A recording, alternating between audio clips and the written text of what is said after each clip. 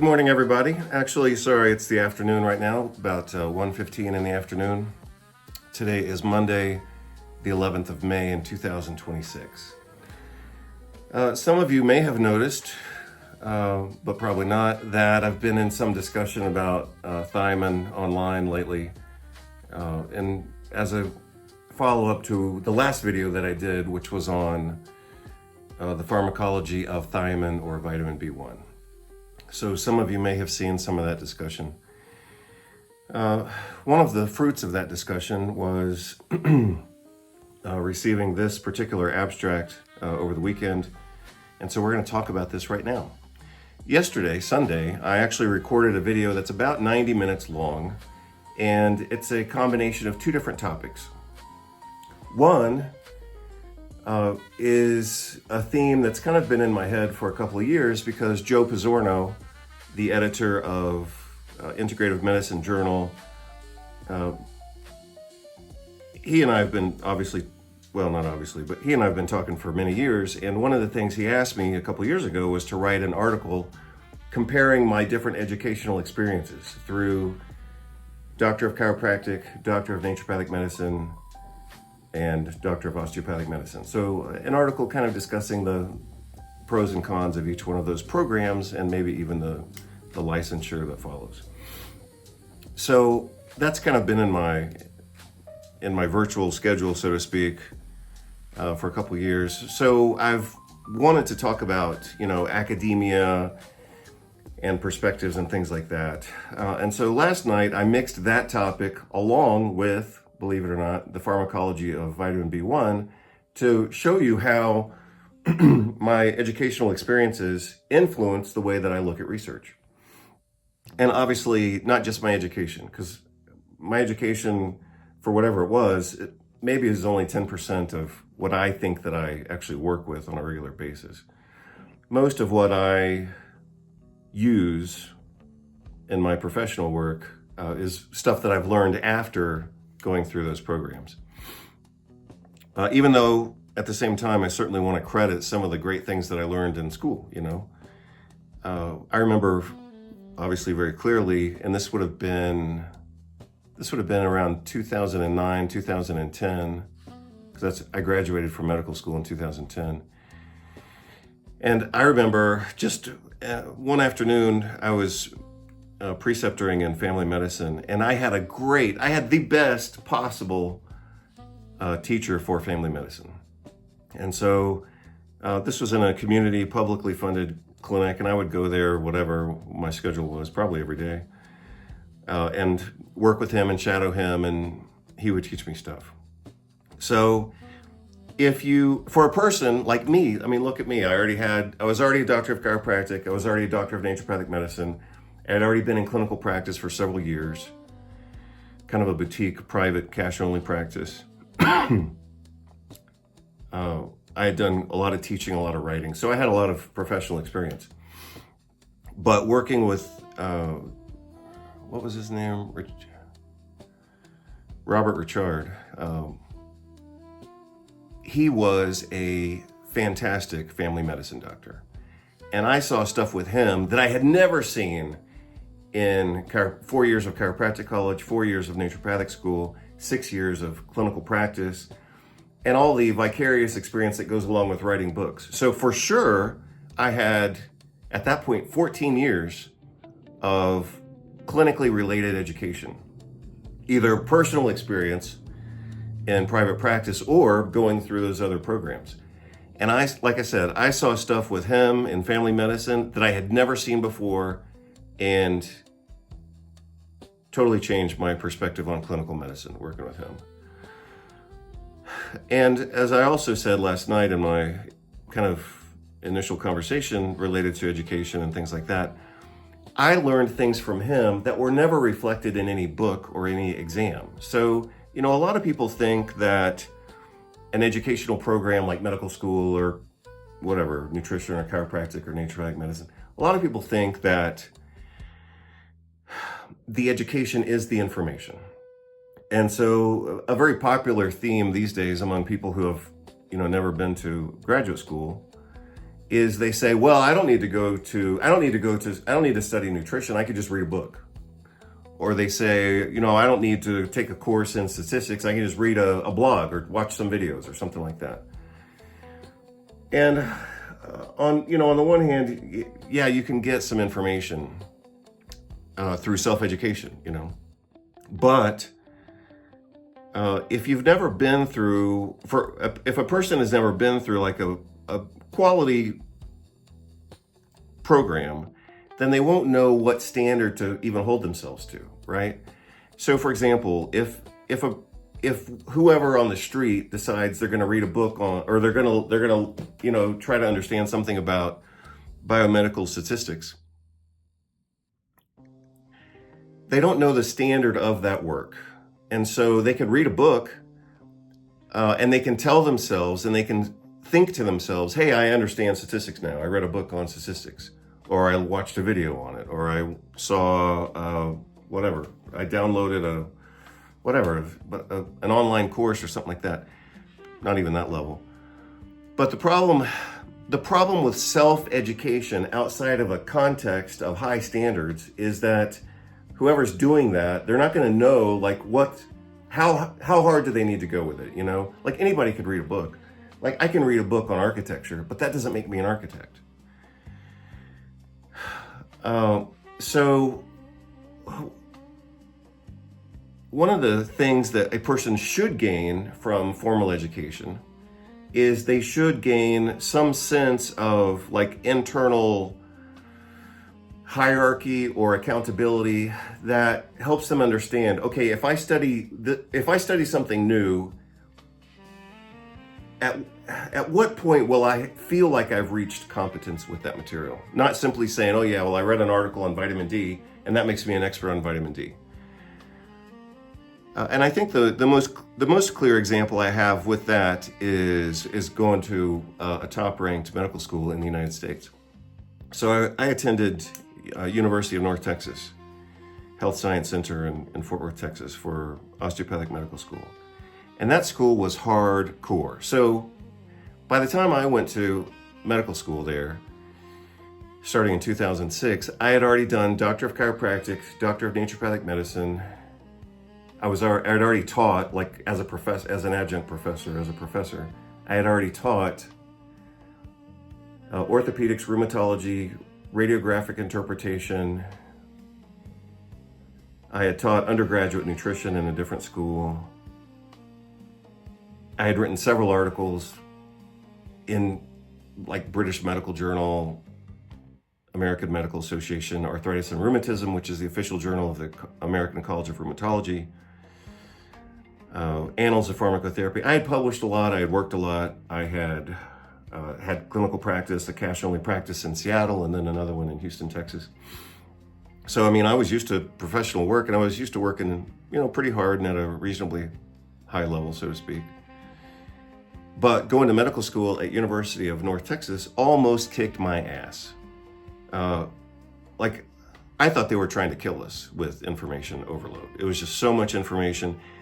But again, in the context of this conversation, the point is, I learned from that experience, like a higher level of accountability with information. So not just, like I said, not just reading something and saying, oh yeah, well, I'm familiar with it. And this is something they taught us in orientation the first week of school. They said, here, you can't simply be familiar with the topic. You can't simply know about a topic. You have to know the details.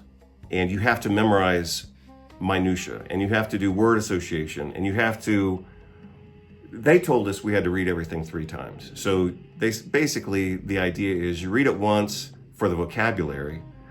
Then you read it again to have a better understanding. And then you read it again a 3rd time. This was for all of our course materials. You read it a 3rd time, and then you actually get it, you understand it, you can flow with it, you can use it. And at that point, you have some level of memorization, not simply familiarity. So again,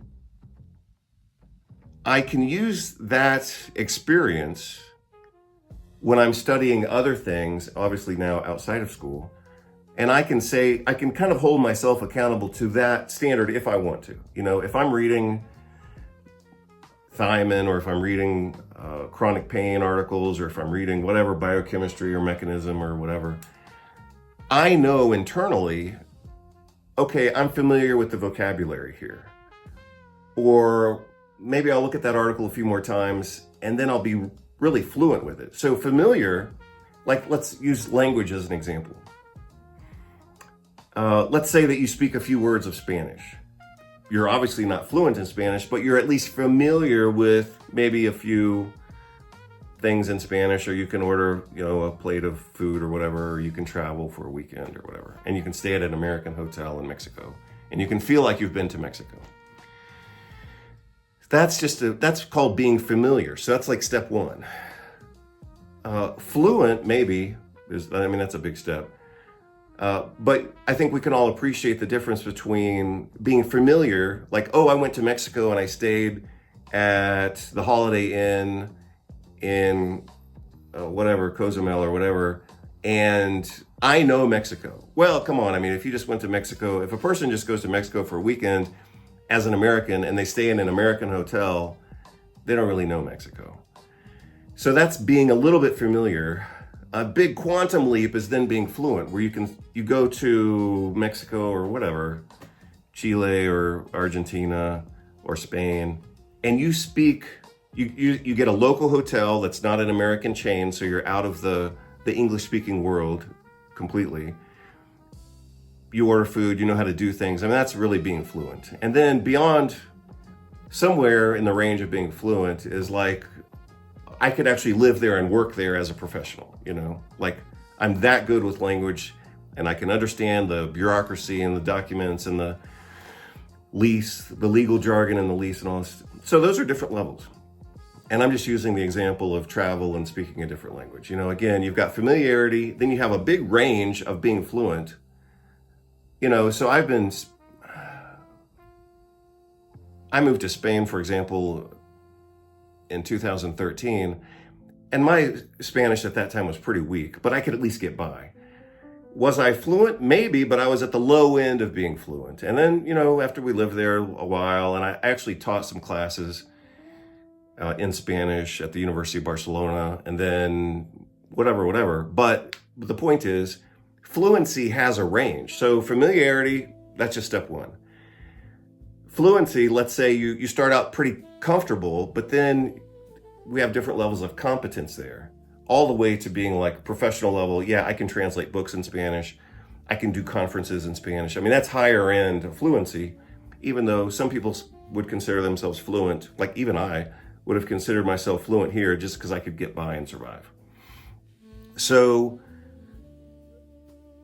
again, let me say it this way. We have familiarity, we have fluency, and then we have mastery, right? So those are different levels of competence in whatever, construction, language, travel, or medicine and pharmacology. So I'm going to use this abstract as a way to kind of exemplify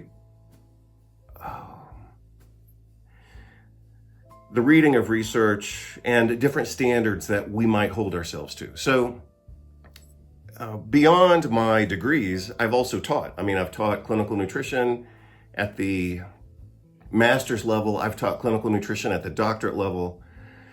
I have taught pharmacology at the doctorate level, and I've taught a bunch of other classes.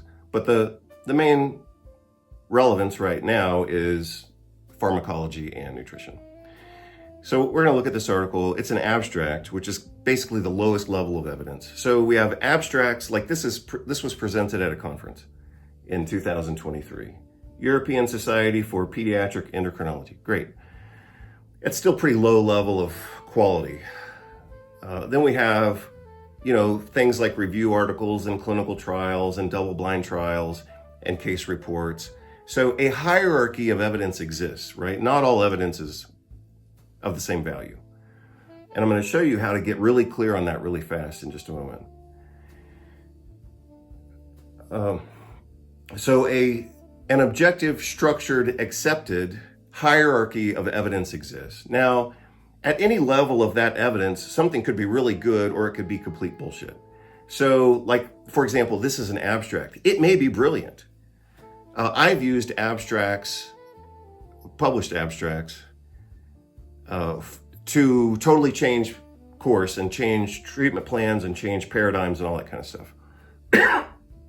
So you can, a person with pretty high standards can get quality information from an abstract and use it in a way that's actually justified. So even though an abstract is considered the lowest level of quality, it may still be good. You have to look at it and you have to read it and you have to see if it works for you and see if you like it. And if it's supported by other data that you have. So nothing exists in isolation. And so, I might use an abstract to change my paradigm, but I wouldn't use only that information. It would be because I'm thinking about an article that used, an abstract that used antibiotics in the treatment of fibromyalgia. Well, that's because I understand the disease, I understand pharmacology, I understand those antibiotics. I think they use rifaximin, for example. So and that would be a cool drug to use. It's expensive, but you could certainly use it. But you would have to understand why that's a reasonable choice. If somebody wanted to use, like cephalexin for fibromyalgia, even though it's an antibiotic, I would say that's fucking crazy. Or ciprofloxacin is the one I was really thinking about. I mean, if somebody uses Cipro to treat fibromyalgia, that's basically malpractice, even though it's an antibiotic. But it's such a dangerous antibiotic that would be just insane. So again, you have to have context in order to look at research and then interpret it in a way that's accurate. But rifaximin is totally cool. And so you would have to understand the pharmacology and the clinical effects of those drugs to be able to interpret even a low level of research like an abstract to see if it's reasonable or not. Right. So here's the question for those of you who are out there and maybe you're doing clinical care or something like that. What's the difference? I mean, if you think that you understand medicine and pharmacology enough to base a decision based on an abstract, you would have to know the other data that I just indicated. So what's the difference between ciprofloxacin as an antibiotic and rifaximin in the treatment of fibromyalgia? What would be the difference there? Well, you would have to understand the pharmacology, the pharmacology. So remember what I said in part 3, I believe, it could have been part 2 of the videos on thiamine. Pharmacology is the study of drugs and substances, including nutrients. Pharmacology has 2 branches. Pharmacokinetics, which is the behavior of the molecule, or the motion of the molecule is really the better way to say it. It's the motion, absorption, distribution, metabolism, and excretion. That's the pharmacokinetics of pharmacology. Pharmacodynamics is what is the effect of that molecule in the body. And then on the other end, we have clinical outcomes. So how does it actually work, and do people take it and survive? And so here's a differentiating factor. Pharmacokinetics might look great. It may have perfect absorption and it's awesome. And great distribution and conversion to active forms. The pharmacokinetics might be great. The pharmacodynamics might look good in animal studies, and the clinical outcome might be that everyone dies who takes this, or it just doesn't work, or hey, we had high hopes and it didn't work out. So anytime we're talking about a therapy, especially based on very little data, you would actually have to know more in order to then be able to interpret that data. So again, I'm going to focus in on this abstract as an example, but in order to interpret this, which is very little information, it could hardly be any less information, we could only interpret that properly if we understand kind of the background of pharmacokinetics, pharmacodynamics, and anticipated clinical outcomes or other articles or something like that. So I gave you time to think about it. the difference between antibiotic therapy for fibromyalgia, rifaximin versus ciprofloxacin. What's the difference? And why would one of those be reasonable, and why would the other one be catastrophic to the point of medical malpractice, getting sued, losing your license, and going bankrupt? So that's the counterbalance here.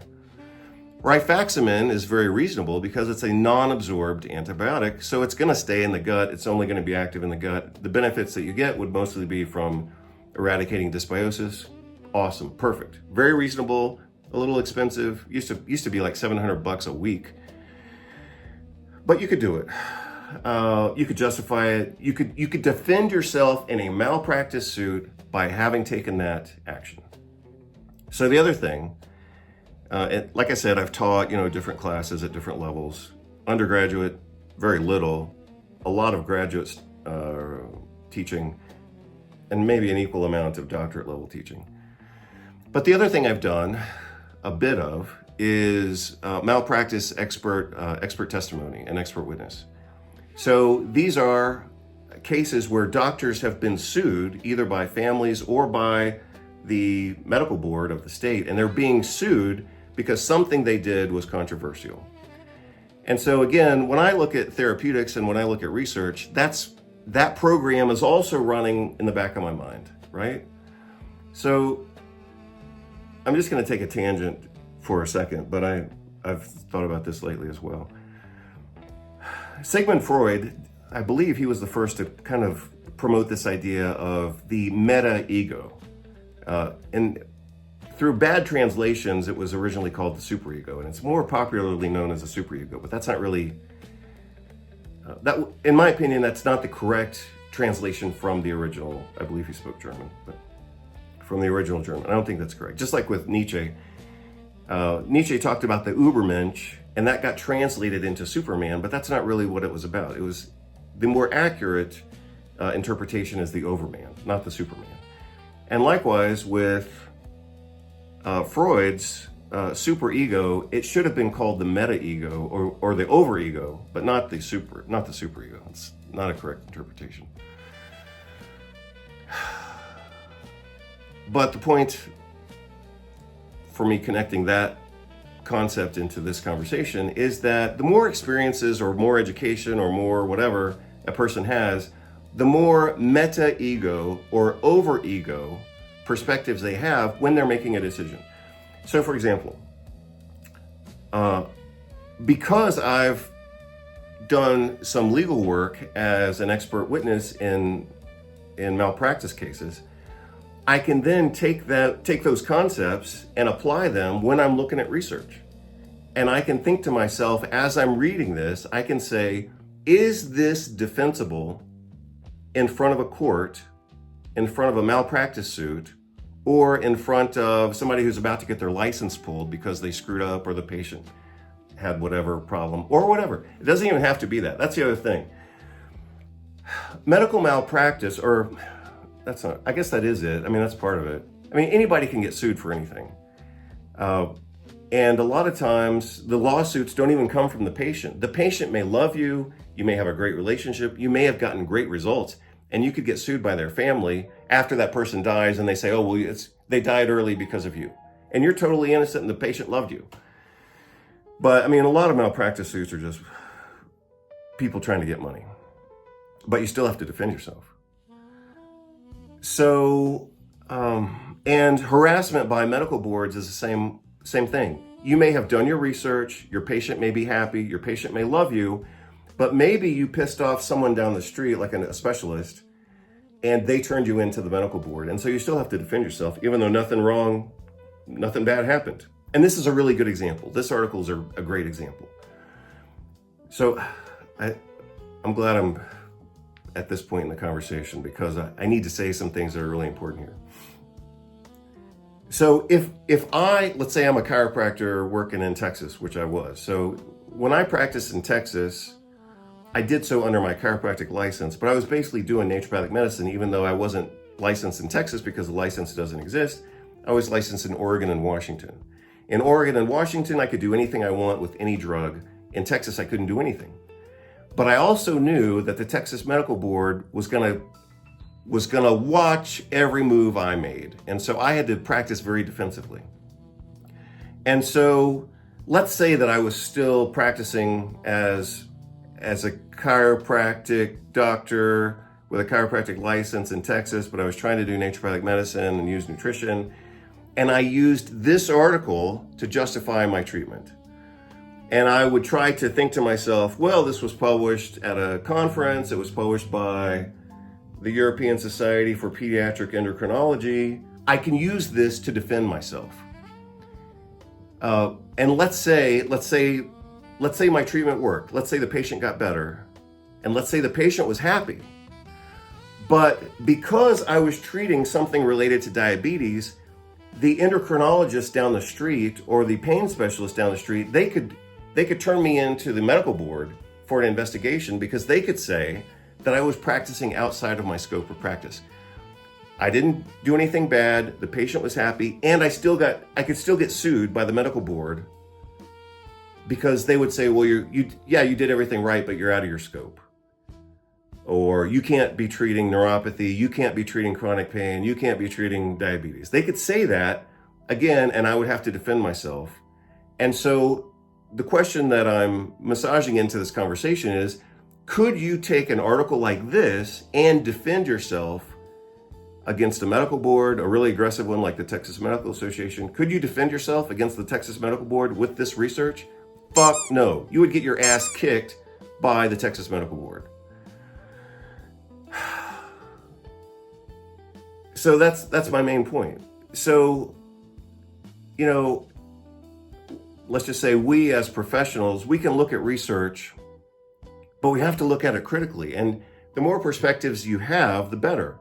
Or the more super egos you have, like, look at it from this perspective, look at it from this perspective, look at it from this perspective. What if you get sued? What if the medical board calls you? What if somebody tries to take your license? The more programs you have running in your mind and different perspectives, like I've taught pharmacology. Could I use this article in a pharmacology course to exemplify, or a nutrition course? Could I use this information in my books or in a lecture or in a pharmacology course or a nutrition course? Could I use this information? No. This is no good. I've also done a lot of postgraduate medical conferences, CME, continuing medical education. Could I use this, if I, at my level of expectation, if I gave a conference and I was basing my conversation on this article, I mean, that would just be horrible. That would just be horrible. If I, again, as someone who taught nutrition at the graduate level and at the doctorate level in so-called accredited programs in the United States, I also have the responsibility of evaluating other people's work in a way that's fair. So let's say that a student turns in an assignment, and let's say this is the level of work that they did. Or they turn in an assignment and they're citing this as their primary research, and they're saying, look, I came to this conclusion based on this research. It was published as an abstract by the European Society for Pediatric Endocrinology.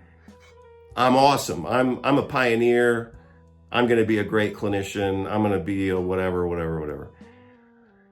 I would then, as a professor, I would have to say, no, you're not even reading the research correctly. Sorry.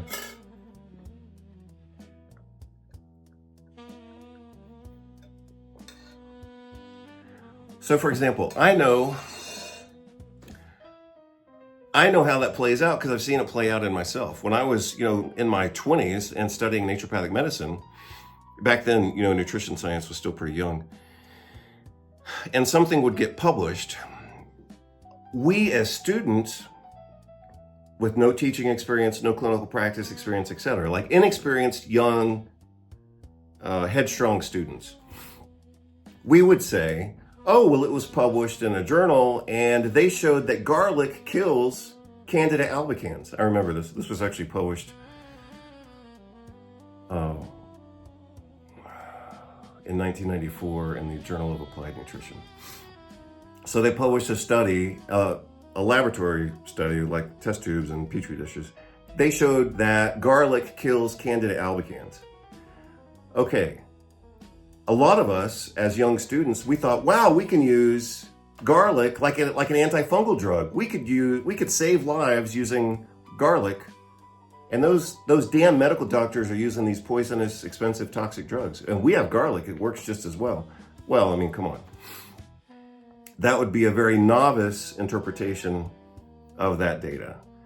So just because something gets published and they conclude that garlic kills Candida albicans, that doesn't mean it's an antifungal drug that you can use in clinical practice in a patient who has any type of Candida albicans. Gastrointestinal, cutaneous, vaginal, esophageal, whatever. You cannot use garlic as a standalone therapy against a real legitimate case of Candida albicans. It's not going to work. So that's another example of differentiating in vitro or laboratory research from animal research from clinical outcomes. So for people who don't understand the hierarchy of evidence, they'll take a research article from a rat study or an isolated organ or whatever, and they'll say, look, it worked here. And they concluded, sometimes they screw up in their conclusions, but they concluded that thiamine works for congestive heart failure based on this animal model. Well, first of all, rats aren't humans. Isolated organs or transgenic mice sure as hell isn't going to work for developing evidence. The most you get out of, here's the way that I would encourage you to think about it. If you think about animal studies or even in vitro, like test tube type studies, when you're looking at that level of research, you're only getting a little bit of mechanistic data and maybe a little bit of safety data, but only in a population of rats or mice or chickens. Somebody sent me an article over the weekend that was chickens. Okay, so their conclusion based on a chicken article was that a given treatment was reasonable. Well, first of all, it's an obvious failure to understand the hierarchy of evidence, right? But even if a person doesn't understand what I call the hierarchy of evidence, and it is I kind of made up that phrase, but it does exist. I mean, you can look at research guidelines and things like that, and they'll say, abstracts are the lowest case. I think it's something like this: abstracts, case reports, case series, open trials, double-blind studies, confirmed double-blind studies, and then a meta-analysis. So you can understand intuitively like the range of that data. At the bottom end of that range would also be things like surveys or crowdsourced information. I mean, that's like interesting, but you can't use that to make clinical decisions if you are a licensed doctorate level healthcare provider. And that's the problem, with the proliferation of information on the internet and YouTube and all this kind of stuff. I mean, anybody can say whatever they want. But if you're an inexperienced student or if you're an inexperienced clinician and you think that watching somebody's YouTube video gives you justification for a clinical intervention that could end up getting you sued or for overstating your expertise. So here's the other thing. I mentioned that I wanted to say at least two things that were important, and here's the way that you need to understand it, and here's the way that it is said in malpractice cases and in board review, like being reviewed by the medical board. You need to understand and memorize this phrase. If you hold yourself out as a specialist, you will be held to the standard of performance of a specialist. So, I mean, that applies, that is a common malpractice type standard. if you put on your website or on your business card or whatever, and you say, I'm an expert in autoimmune diseases. I mean, hopefully you don't do that. If you put that you're an expert in chronic pain management, or no, you're an expert in mental health. You're an expert in mental health, treating mental diseases with nutrition. And one of your patients commits suicide. That whole family could sue you and probably win, because again, if you hold yourself out, if you represent yourself as a specialist, you will be held. You can and will and probably will be held to that standard. So again, using this as an example, if I were just, I don't mean to necessarily say just, but going back in my own experience, if I were to have made the mistake of saying that I'm an expert in diabetes, and I actually had to defend a guy who did this. He represented himself as an expert in diabetes, and he got sued because of that. Maybe nothing went wrong. Maybe what he did was justified. Maybe it was based on good research. But like I said, he held himself out as an expert in diabetes. In the medical world, that would only be done by someone who's specifically trained in that. They would have to at least be internal medicine. Maybe family medicine would work, but probably an endocrinologist, right? I mean, a high-level specialist in diabetes would be medical school, probably internal medicine, and then probably specializing in obesity and diabetes on top of that. That's the medical standard for being an expert in diabetes. So if any nutritionist or dietitian or chiropractor, doctor of chiropractic were to say, I'm a specialist in nutrition or diabetes, they could very easily be held to that standard. At which point, even if they didn't do anything wrong, they could still be in a lot of trouble. So let's look at this article or abstract. Like I said, it's not even an article, it's an abstract. So keywords, and then all of their data is right here. Let's see what they have down there.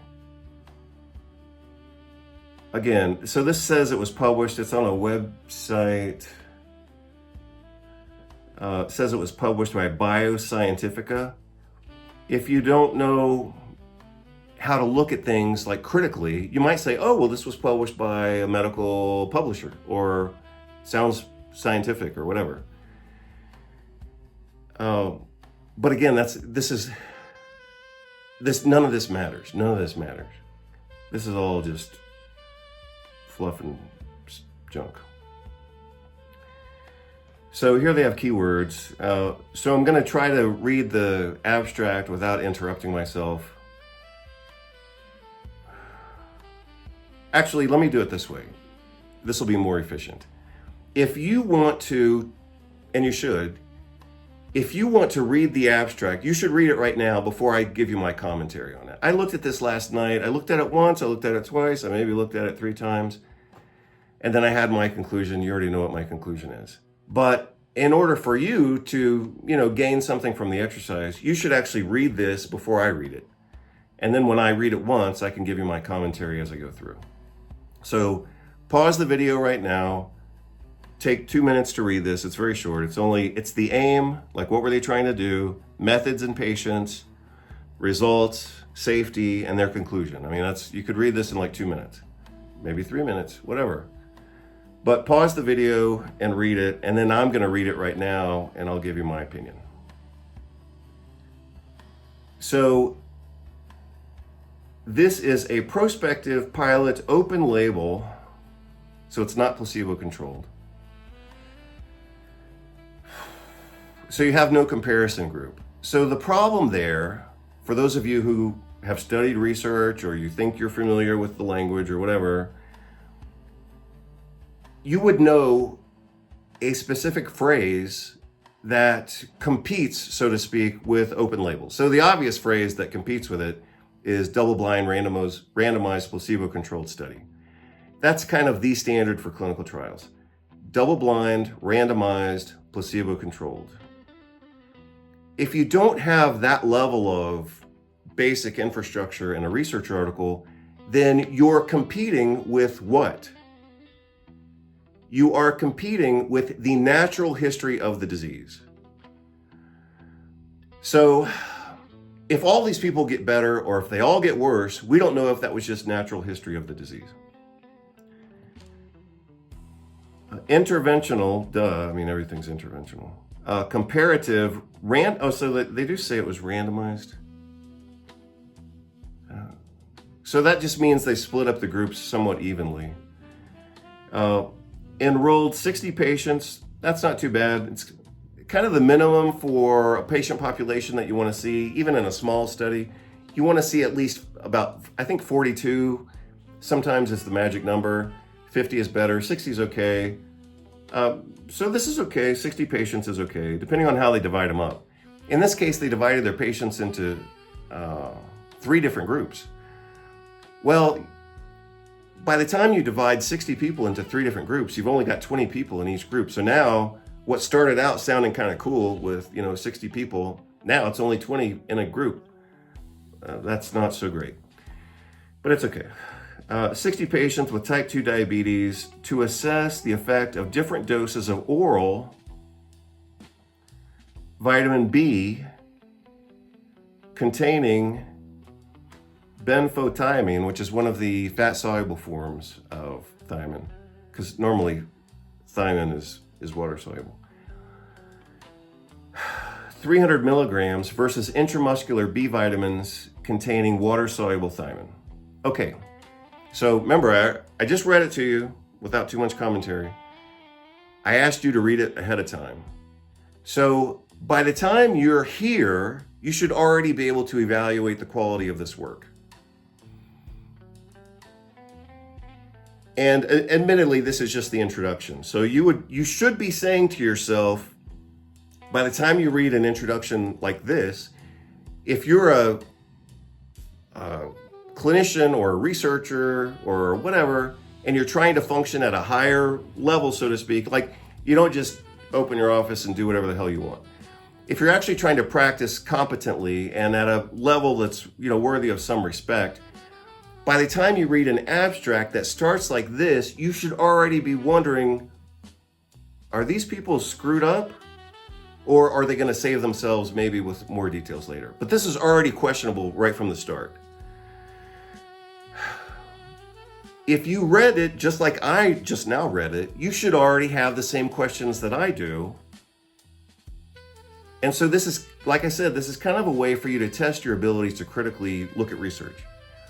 I mean, any teenager can read an article, but they won't have the context, experience, and perspectives to interpret it accurately. Like I could put this in a high school. Let's say I go to a high school and the kids are 15 years old, and I'm going to do an intro to nutrition to a high school class, and I say, read this. They will all read it, and they will think they understood it, and they maybe even they go along with the conclusion. That's because they don't know what the hell they're doing. So, let's call that basic social, professional, and intellectual ignorance. And then somebody like me, who's got 3 doctorate degrees, has published hundreds of articles. I've done CME conferences for different professions, not even just one profession. And I've taught and I've done all this stuff. So let's say, I'm not even saying I'm like the greatest at this, but let's just say I'm pretty good at it. But let's say here's ignorant and here's a high level of performance or a high level of doing this stuff.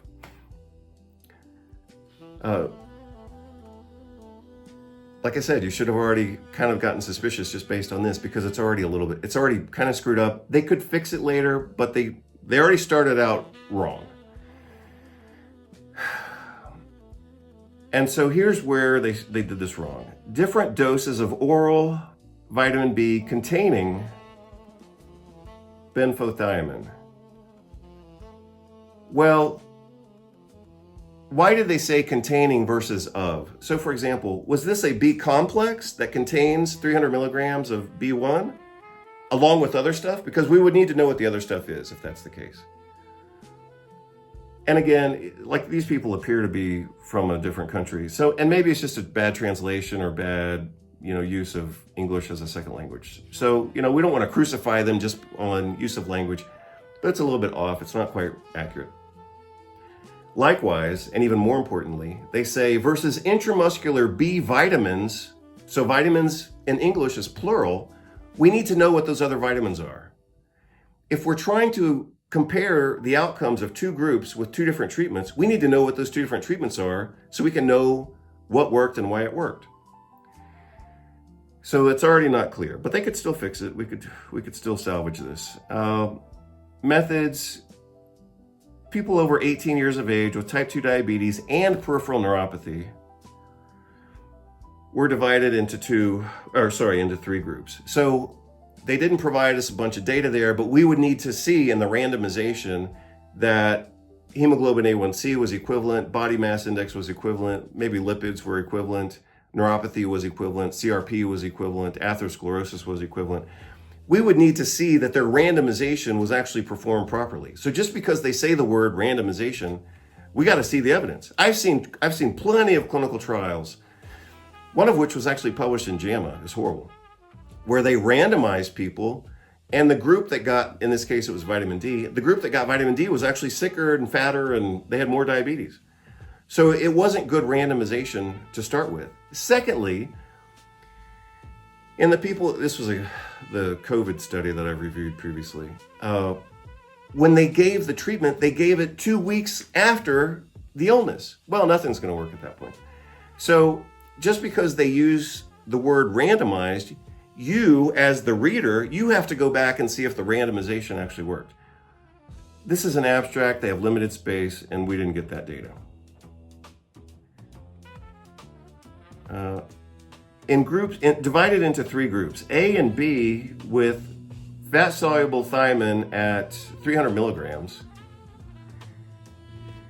and group C that got water-soluble thiamine, and I think they got it intramuscularly. They were subdivided to include patients with A1C more or less than 8%. Patients were evaluated at baseline, 2.5 hours, 6 days, and 2 weeks. Okay, so not a lot of great details there. This is word, a lot of times with abstract, I've presented abstracts at professional conferences before. I did one many years ago in Portugal at a big autoimmune conference. So a lot of times these have word limitations, but articles have word limitations and letters to the editor always have word limitations. So they're probably fighting against word limitations and character count in this, but they also used language so loosely that they had plenty of space. I mean, if they wanted to have given us more details with the same amount of characters and words, they could have been more efficient in their use of language here. Believe me, and I've done this, and this is not an opinion, this is just fact.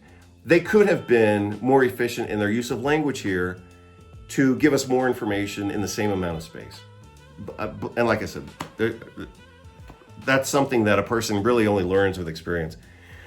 Like if I write, and I have written many letters, as some of you know, if I write a letter to the editor for a journal, and the way that I want to say it is 500 words, and they have a 200 word limit, I got to do a lot of shaving, to cut that thing down.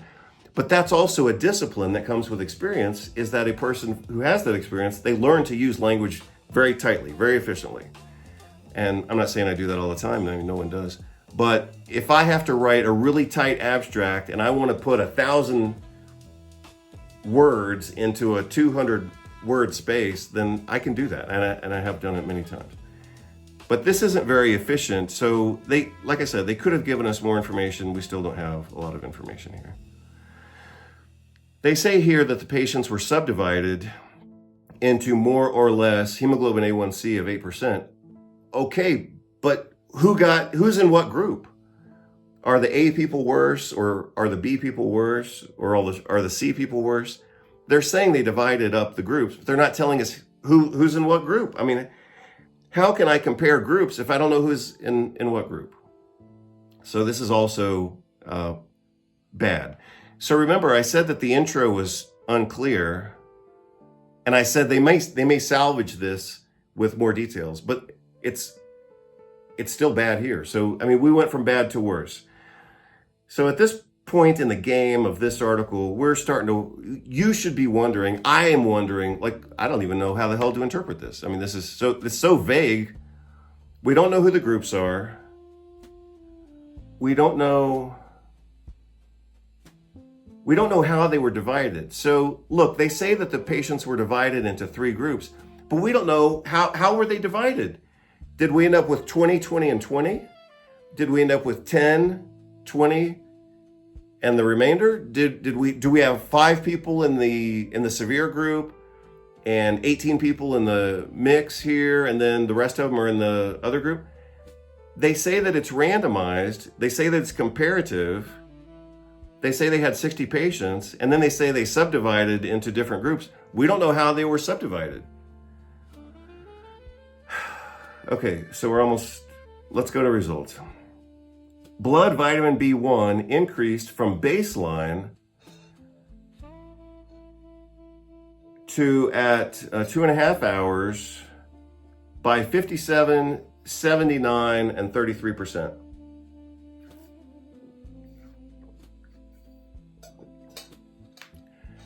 That was all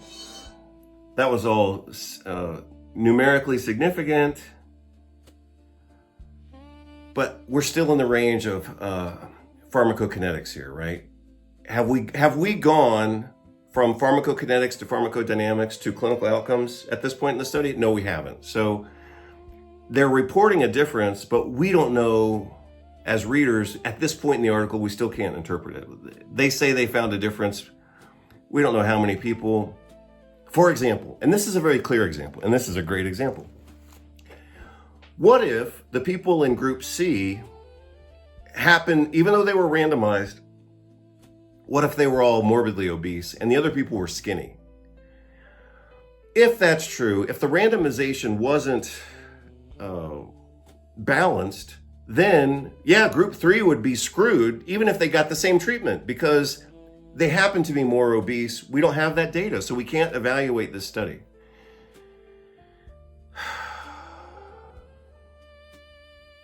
Vitamin B1 continued to increase after 6 days.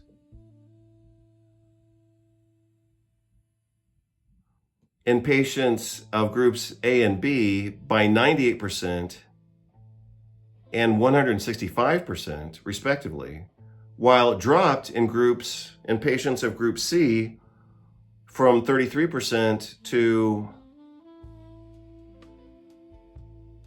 6%. So group C is the group that got thiamine, like regular water-soluble thiamine. Remember now, you already read this. You should have already read it if you're interested in playing this game. Again, I could use this in an exam. Like, let's say that I'm teaching graduate master's level nutrition, or let's say that I'm teaching nutrition in a medical school or in a doctorate program, like this Doctor of Clinical Nutrition program that I taught in. Let's say that and I could easily do this. I mean, this would be very reasonable. Let's say that I use this study in a course, either in nutrition or pharmacology or research methodology, and I'm telling the students, I need you to evaluate this. They better be telling me what I'm telling you, and that is, this is worthless information. And it actually, the worthlessness of this information now, I think, is hopefully becoming clear to you. You don't even know how many patients do we have in each group? We don't know. What are the differences between those groups? Did one group end up really obese and the other one's underweight, and that would change the pharmacokinetics? We can't even evaluate this study.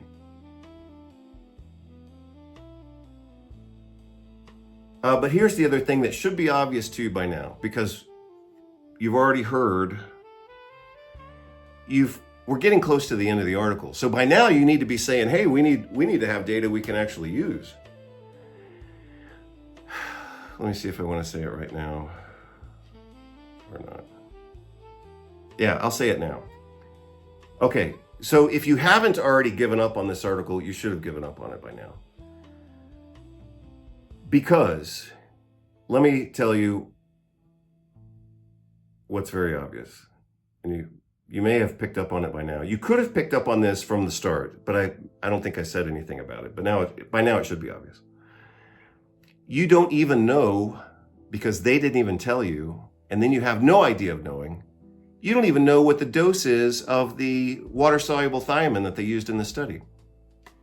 So they're telling you that groups A and B got 300 milligrams of the benfotiamine, which is fat-soluble thiamine.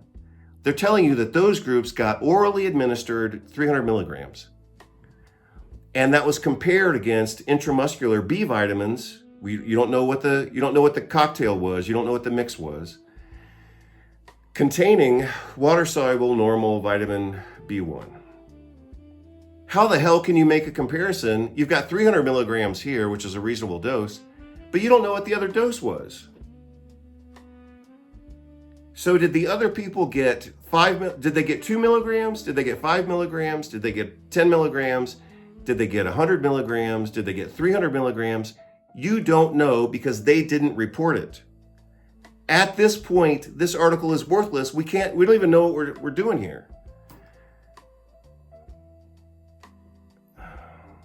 So, like I said, I've written a lot of articles, I've presented a lot of research, I've presented at a lot of conferences, not just going to conferences, but conferences where I am the presenter.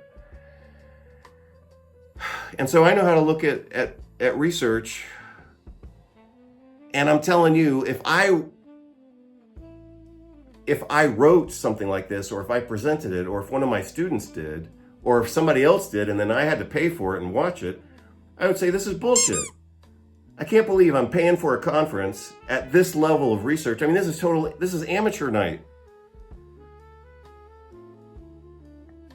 Next sentence. Vitamin B1 continued to increase after 6 days. You should be picking up on another mistake by now, but I'll let you think about it. Vitamin B1 continued to increase after 6 days in patients in groups A and B by 98 and 165, and dropped in the other group from 33 to 6. What that suggests, so you should know how, you should be able to kind of figure out, like, they just said something without saying it. So what did they just say without saying it? What they seem to be saying is that this was a one-time administration. See, they didn't even clarify that. Did these people, they later state in the next sentence, they say it was for 14 days of treatment. But is that 14 days of consecutive treatment, or is that 14 days after a one-time treatment? They don't say. Did the people get 300 milligrams, the other people got an injection, and then we waited 14 days to see what happened? That seems to be what they're saying. And the only way that you kind of can get that is by looking here and saying, well, in group C, the people who are getting the injections, they dropped over time. If they were getting regular daily injections, you would expect it may be lower than the other amounts, but you would expect them to increase over time. Again, I'm not even saying, I mean, and this is part of the point that I've been making in all these videos on pharmacology. I'm not even saying that this either works or doesn't work. I'm saying that the research isn't sufficient for us to make a decision. Maybe this is the better form of thiamine. A lot of people are pushing that because they're selling it. So they, like the other article that I looked at last week, I looked at it on 2 different videos in parts 2 and 3 of Thiamine Pharmacology. And it was all bullshit research. It was published in a major journal. It looked sophisticated, and it was bullshit. And then I actually investigated, like, who's funding this, and it was a company that was selling that product. So maybe that's the same thing going on here. I don't know, and I don't care. I don't care enough to look it up.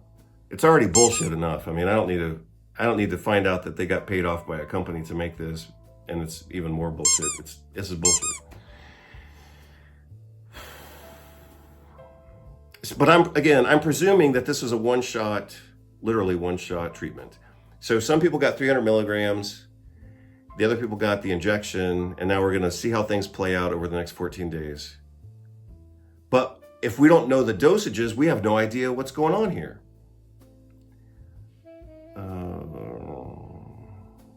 Yeah. Oh, here's the other thing. Here's the other thing that some of you will have picked up on by now. If these two groups, A and B, if A and B got the same treatment at the same time and they were randomized appropriately, then why are their results so different? You've got a 98% change here and 165% change here. That would suggest that these people are radically different from the other group. Why? Maybe they have gastroparesis, maybe they have diarrhea, maybe they're obese, maybe they're on other medications. So let's just say, what if one of these randomized groups has more people on a diuretic? And so maybe, let's say maybe group C, maybe group C has more patients who are obese and taking a diuretic. If that's true, that would explain why their response was so much lower, right? See, those are the things you have to think about if you're looking at research. You can't, I can't, no one can look at a study like this with such little incomplete information and say that this means anything. A lot of, like I said before, just because they say that this is comparative, I mean, that's redundant. I mean, all clinical trials are comparative. That's bad use of language. But just because they say this was randomized doesn't mean that the randomization actually worked. So randomization could be a lot of different things. It could be a random number generator. It could be pick a number out of a hat.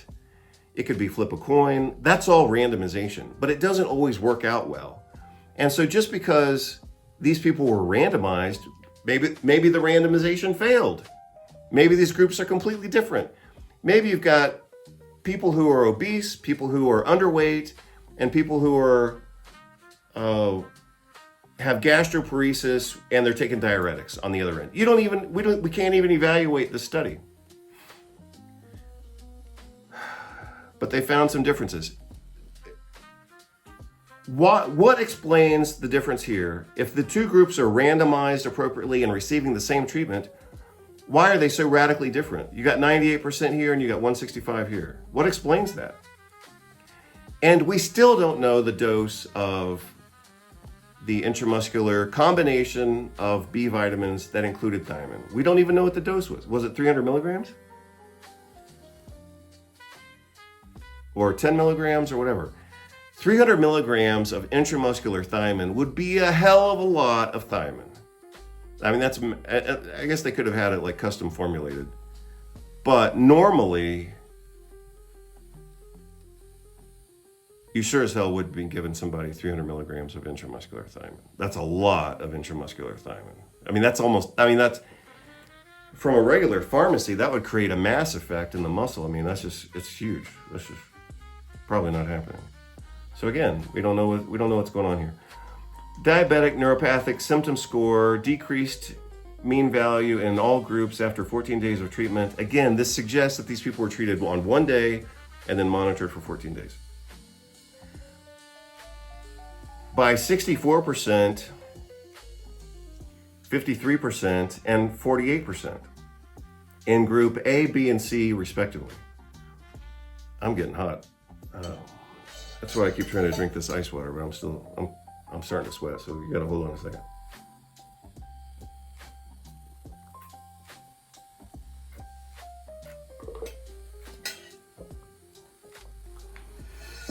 If you think I haven't demolished this study by now, I already have demolished it. I've already demolished this study. This is worthless. But if you think I haven't demolished it by now, I'm about to demolish it even more. So again, if you're a doctor or a researcher or a nutritionist or whatever,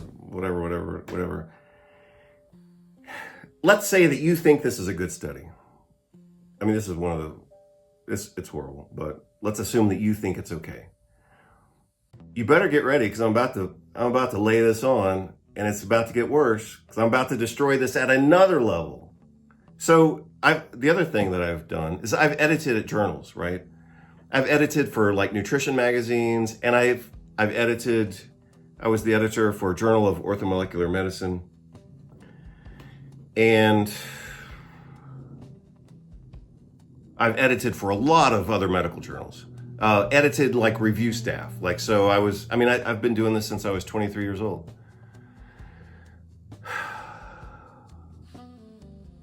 And probably dozens of journals. If I were refereeing this journal, I would have said, no, this is stupid. You can't publish this. It's totally worthless. But somebody said this was good enough to publish. It's not. It's horrible. But it gets worse. So you need to sit up like I am. If you think this was good, at this point, you better be ready to give up on it. It's horrible. So diabetic neuropathic symptom score, I saw this when I looked at it quickly last night, decreased a mean value in all groups after 14 days, suggesting that they got a one-shot treatment and they were monitored for 14 days, 2 weeks. So look at the difference. We're now transitioning from pharmacology, which is we gave them X and absorption, distribution, metabolism, excretion happened, and then we measured their blood levels of vitamins. That's pharmacology. Now we're going into clinical effects. So their pharmacology data sucked because we don't even know what we're dealing with. We don't know what the dose of intramuscular thiamine was, and we don't know what the combination. They specifically state other vitamins, plural, which means we need to know what they were. Maybe they use cyanocobalamin. How many of you would even know the consequence of cyanocobalamin in this population? Right? So if you don't know what could have gone wrong, then again, you'll look at this and you'll say, oh, well, I guess that's what happened. So let's assume they use cyanocobalamin. Could that explain the difference here? Absolutely, absolutely. And you either know it or you don't, but I'll talk about it later if somebody asks me or whatever. But look at this. This is actually the most amazing, this is the most amazing part of this study, is in this line. Neuropathic symptom score decreased by 64, 53, and 48 in A, B, and C respectively, indicating improvement in peripheral neuropathy. Yeah, all those people improved. So in the world of chronic pain, in order to interpret this, you would need to know what actually matters in the treatment of chronic pain. So what's the threshold? What is the threshold for improvement to say that it's actually important? The lowest threshold for improvement to then say that it actually matters is what? You should have a number in your head. You would have to have that number in your head in order to evaluate the quality of whatever research, but even this, this is just junk. But you would have to know something outside of this article. You would have to know the context of how to interpret this based on other standards that have been published somewhere else. And so what is the number? You should, if you manage patients with chronic pain, you would have to have this number in your head every day of your life. So the minimal number for chronic pain is 30% reduction in pain. At 30%, we say, okay, well, that actually means something. In some chronic pain conditions like migraine, it's usually a 50% reduction. That's what matters. And we have numbers for everything. We have numbers for hypertension. In hypertension, it has to be at least a 10/10 reduction, or it doesn't matter. So if you say you gave somebody a new herbal product or a vitamin that you like or whatever, or you bought something at the health food store or whatever, and you got a reduction in blood pressure of 8/8, well, great. You can be happy with that if you want. But from a clinical standpoint of any pharmacologic standard, that's meaningless. It doesn't matter. It has to be at least a 10/10 or maybe even a 20/10 reduction. That's what matters. So do these results, none of this matters, but we'll still go with it. Do those results matter? Yeah, those are good results. It's more than 30%, which is the minimum.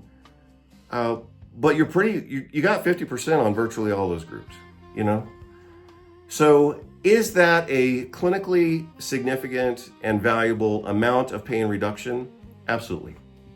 Yeah, we'll take it. But here's something else that you should have already noticed. I gave you plenty of time to look at it. See, I was stalling. I'm tricky like that sometimes. I was stalling so that you would have more time to think about it. So by now, what I'm going to say right now should be completely obvious to you. And that is this. If these patients in groups A and B had an increase in their thiamine levels of 98% and 65%, but these people only had 33% down to 6%, you're talking about a massive difference here. You're talking about a 10-fold or a 15-fold difference here, and more than 20? Yeah, more than 20?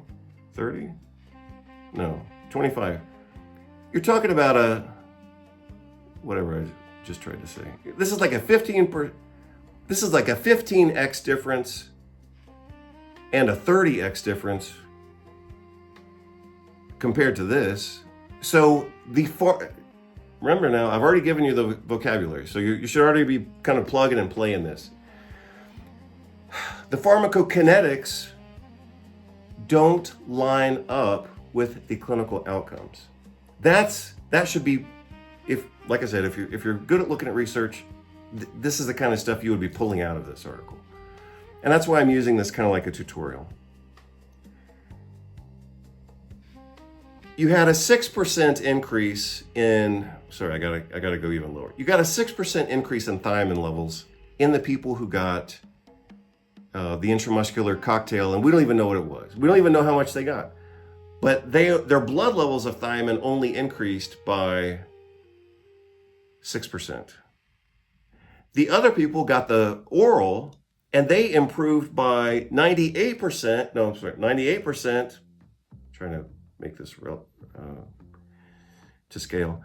And the other people improved by 165%. So you got 6, 98, and 165. Huge difference in what? Pharmacokinetics. Now we go from pharmacokinetics. We assume that some pharmacodynamics happened here. We don't know about it because they didn't report it. And then we go to clinical outcomes. The clinical outcomes are virtually identical. You got 65%, 50%, and 50%.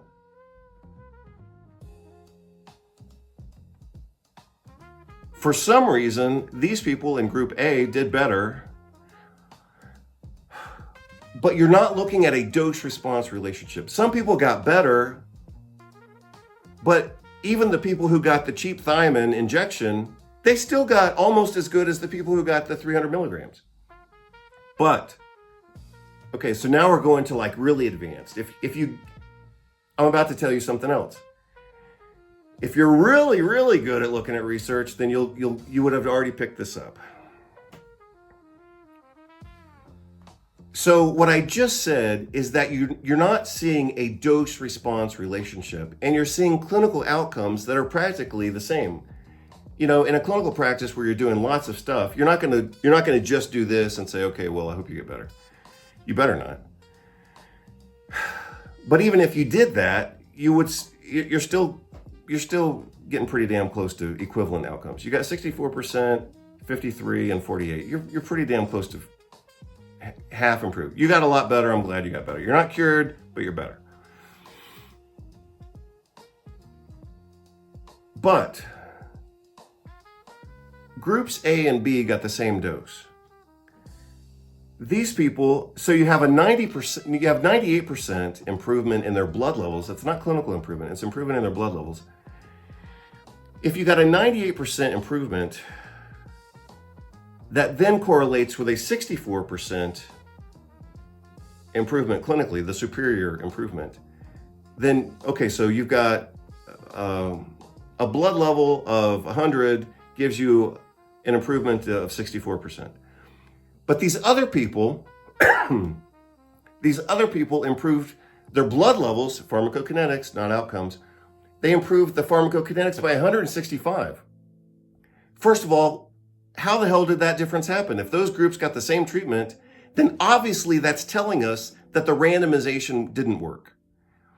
You got two patient groups that got the same treatment and they had different outcomes. And so what explains that? The randomization failed here.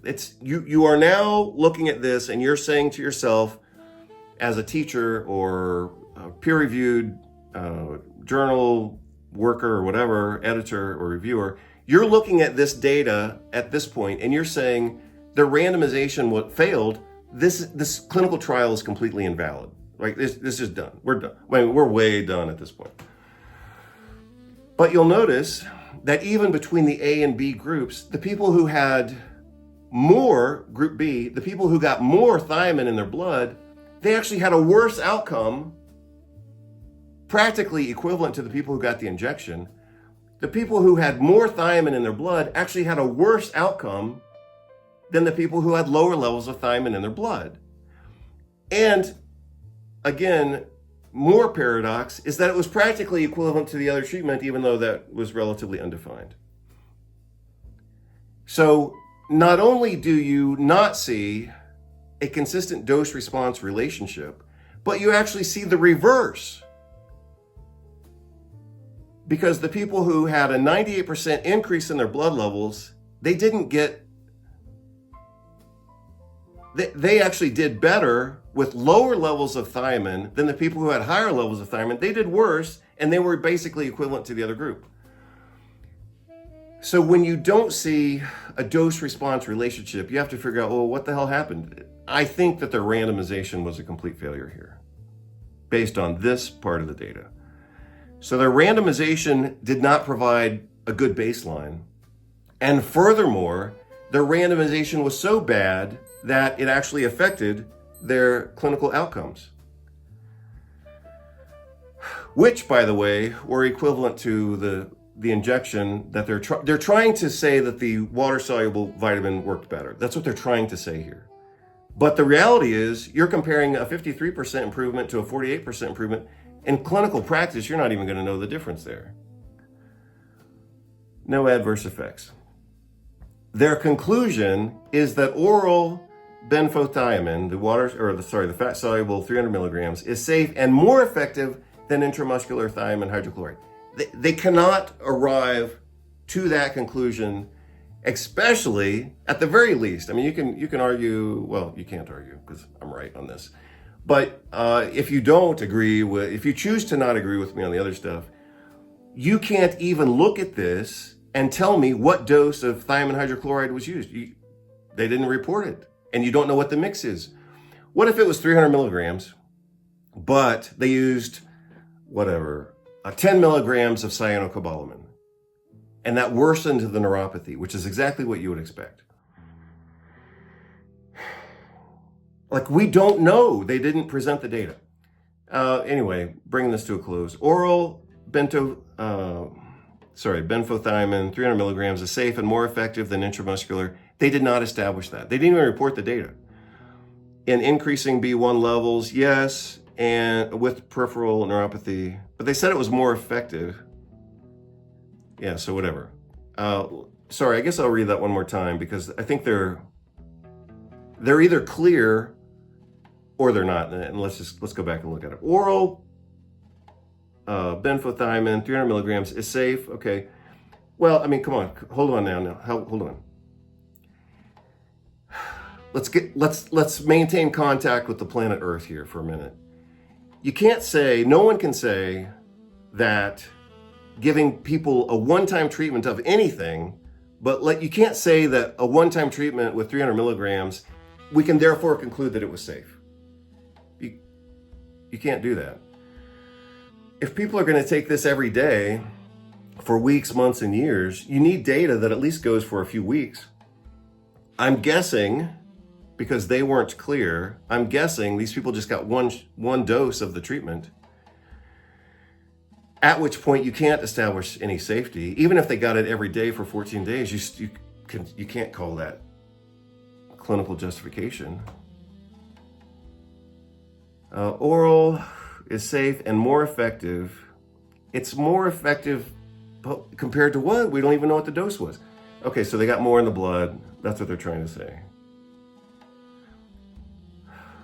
They should, more effective than that, in increasing B1 level in patients with diabetic peripheral neuropathy, which in turn relieves peripheral neuropathy. But the alleviation was practically equivalent. So again, like I said, they already wanted to arrive to this conclusion. Their information is incomplete. They're trying to reach a conclusion that's not supported by their data. The data they present isn't even clear enough for us to know. And they've got a lot of paradoxical outcomes within their data. They did not show a dose-response relationship. They never accounted for why some people responded well and others much less so, even at the same dose. So they should have said, or they could have said, Group A, let's see. They did say something about splitting these people into two groups with more or less, with less or more than 8%. So maybe the group,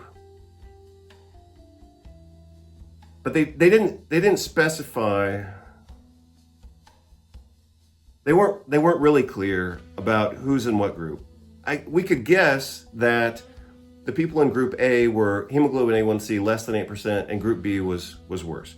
So let's assume that Group B is worse. Then why did their levels increase better than the other group? I already mentioned, I think I mentioned a possible explanation for that. But again, they needed to be more clear. I mean, I can kind of guess. I can say, well, I guess the A group was maybe healthier and the B group was worse. And because the B group was worse, you would expect them to have what complication that would account for this? What characteristic clinically would go along with them having more serum response to oral thiamine and yet having worse clinical outcomes? That's a good question. If you're really good, you could figure that out. If you're really good at this, I mean, I'm sure you're great at a lot of things, but maybe you're not great at this, or maybe you are. But you should be able to give me the answer. Like if I'm, like this is at the doctorate level for sure. Like I wouldn't expect a master's student necessarily to get this right, unless they were trained in something else before they started a master's program. But you would have to know pathology in order to answer this question and in order to understand this.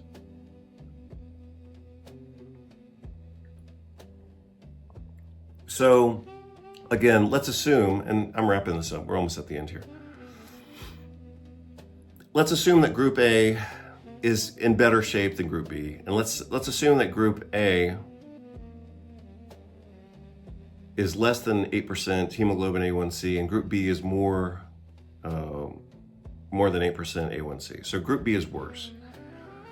Why then, let's assume that they're more obese and they have more insulin resistance. Why then would they have had a better response pharmacokinetically to the thiamine? Why would they have had a better response? The answer is pretty obvious.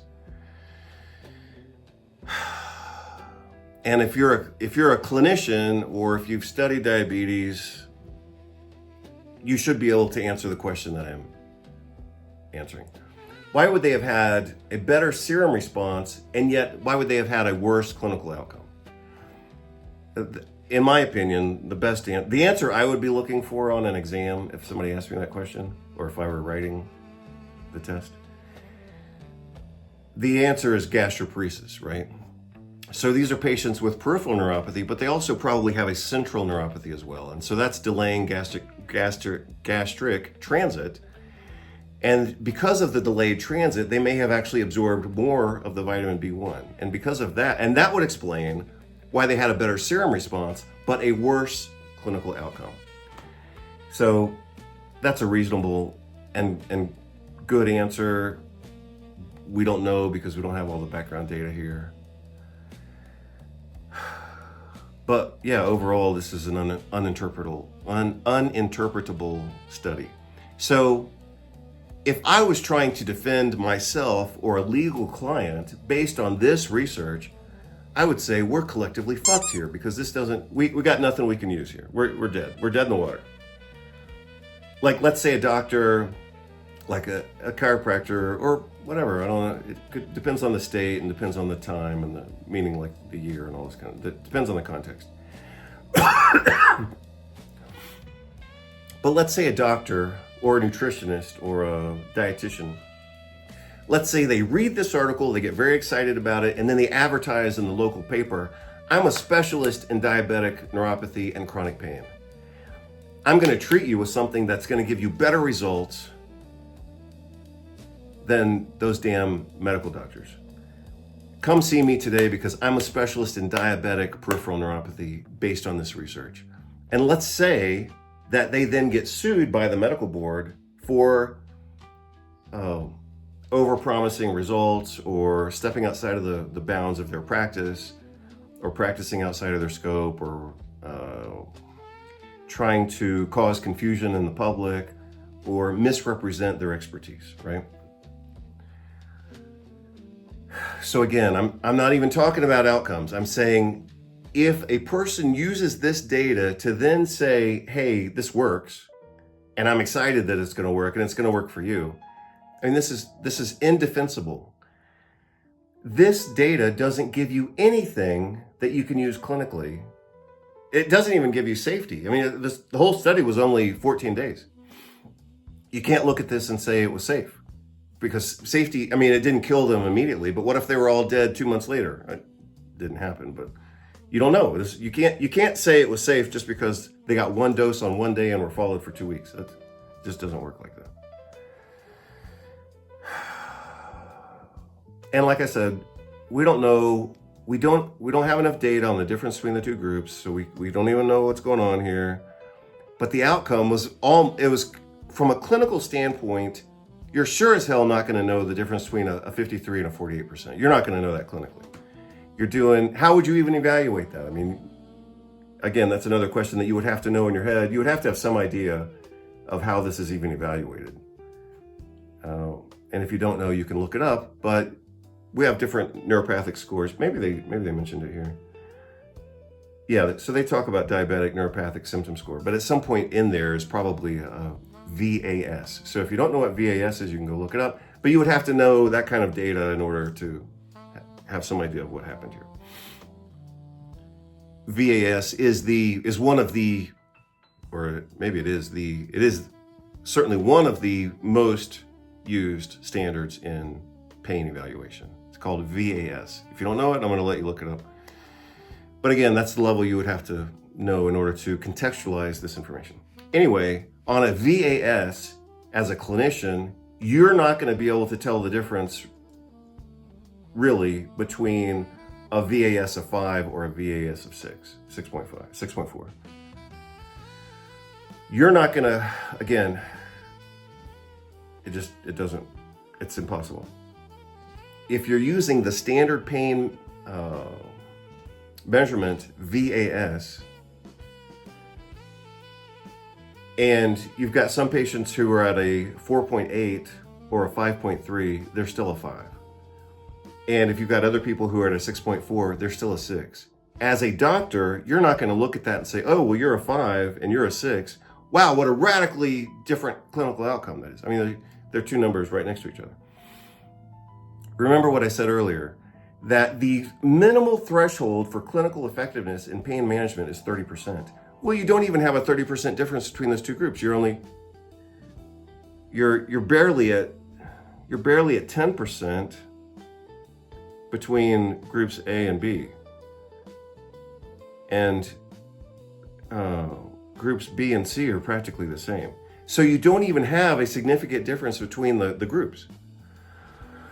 So all of these treatments were effective at the 30% threshold. And they were also effective at the 50% threshold, because 48.6 is pretty damn close to 50%. So all of these treatments worked. For some reason, independent of the therapy, because we don't have a dose-response relationship, independent of the therapy, people in group A had a better clinical response, even though they had a worse pharmacokinetic response. But what they're trying to state here, and what they do state, and it's wrong, but what they state at the bottom is that the oral 300 milligrams was better. But it wasn't 30% better. It wasn't better in a way that's actually meaningful. You got, from one end of the range of clinical outcomes to the other, you're talking about 15%. That's less, or it's, yeah, a little bit more than 15%. That's half of what it would need to be in order to call it important. So by no standard whatsoever is this reliable information. That's all I want to say about it. And so, you know, I think this was a pretty good spontaneous tutorial about how to look at research, because based on everything I said, and maybe more that could be said, but based on everything I said, I mean, this is just ridiculous. Even for a professional organization at a conference, they should not, this is not worthy of making it into a conference. I mean, maybe the conference wasn't that good. You know, not all conferences are high quality. And, you know, I don't know anything about this conference. And so maybe it's a bad conference and they just accepted whatever the hell they wanted. Or maybe these people had friends, you know, on the review board or whatever. But I have shown you now how to look at research. And I've shown you how something can look good. They can say, we got great results. And if you know how to look at research and you understand, you know, pharmacology and clinical care, and then looking at things from like an undergraduate level versus looking at things from a graduate level or a doctorate level or a clinician level or a professor level, or somebody who's taught pharmacology and nutrition, and then somebody who's maybe even done malpractice work. If you got sued by the Texas Medical Board and you use this as your defense, they would eat you alive. Absolutely. I mean, they would probably get 2 hits for this.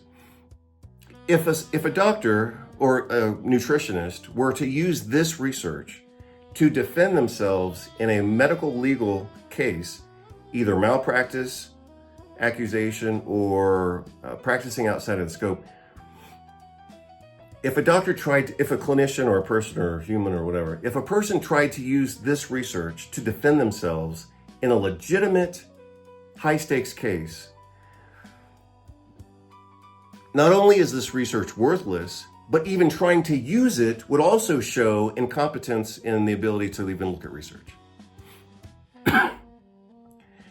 And here's how that could play out, and then I'll close out this video.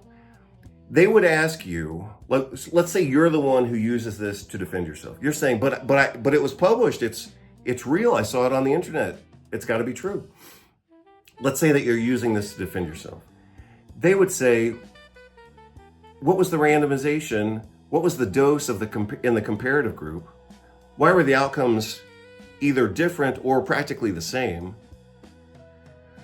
And you would not be able to answer those questions in front of a court with a satisfactory answer because the data is not even here, right? I've already hopefully made that abundantly clear by now. At which point, if they had a really good attorney, and they would have a good attorney, they would say, you're out of your scope of practice and you're using bogus information. The data doesn't even report what you're saying it does. And you're incompetent at looking at research. So, you know, those are all different hits that a person could get. A clinician could get hit by doing something wrong, malpractice. They could get hit again for practicing outside of the scope of practice that they have, or claiming an expertise that they don't have. They could also, a third hit is they could get hit for not even demonstrating basic competence. So doctor, or whoever you are, or whoever our imaginary person is, how can you even say that you're using this to defend yourself when they don't even show what the different groups were? First of all, it's an abstract. Second of all, it's not a very good abstract. Third of all, you don't even know what the dose was. You don't even know the difference in the randomization. You can't even explain why they had different outcomes. And so with all of these questions, you're trying to use this to justify your clinical behavior, your professional behavior, and this is ludicrous. So that would be 3 hits, potentially. You only need 1 hit to be in trouble. So a person who gets over-enthusiastic about this research could get hit for malpractice because it's not really accurate. It's not good practice. This is not good practice by any standard. If they were to have overstated their case, saying, hey, I've got the best treatment in the world for diabetic neuropathy, and they put that in a business card or a website or an advertisement in the newspaper or magazine or whatever, they could be penalized for being outside of their scope or claiming expertise that they don't have. And third of all, the counter-examining attorney could just eat somebody up saying, you can't even explain what happened here. Why are the groups different? Why are the outcomes different? What was the dose? You're saying that this is better. You can only say it's pharmacologically better because the outcomes were practically identical. You would only be able to say that even at a pharmacokinetic standpoint, you would only be able to say that one is better than the other if you know what they both were. We know that this was 300 milligrams of oral benfotiamine. We know that, but we don't know what the other one was. We know it was an intramuscular injection. Was it 1 milligram, 2 milligrams, 5 milligrams, 10 milligrams? Was it 300 milligrams? We don't know. So again, closing this out, this is bad data. But like I said, somebody sent me this over the weekend. I looked at it last night.